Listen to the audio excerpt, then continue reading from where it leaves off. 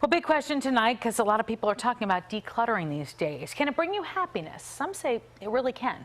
I had the opportunity to sit down with New York Times bestselling author Gretchen Rubin. In tonight's Changemaker, we're talking about outer order, inner calm, and how you can achieve it.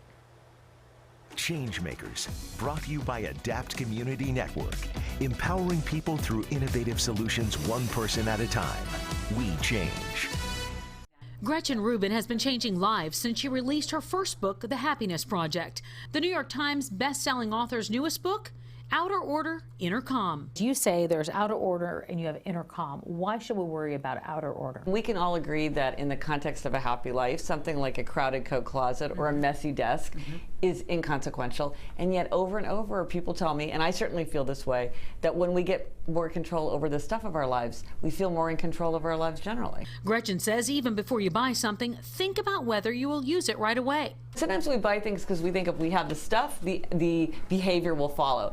If I buy cookbooks and fancy knives, I'll cook more. If I buy a treadmill, I will exercise more. None of those work. They don't work. I know I have the hardest time parting with books, but what about others? Gretchen says while sentimental items are the toughest for most people, some don't even take the time to get rid of the most mundane things, like a dried up pen.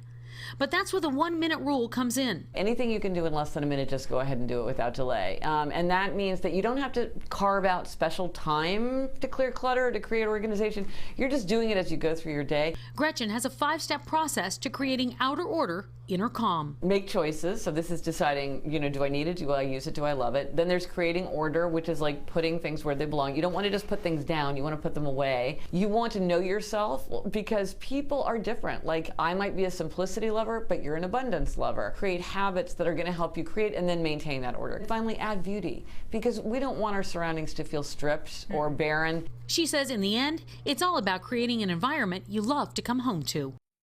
All right, we can get tips from Gretchen during her podcast, Happier with Gretchen Rubin. She also says she helps shape ordinary days in order to get the lives we want. Just makes it a little easier. If you know somebody who should be a change maker, reach out to me, facebook.com/TamsinFidel.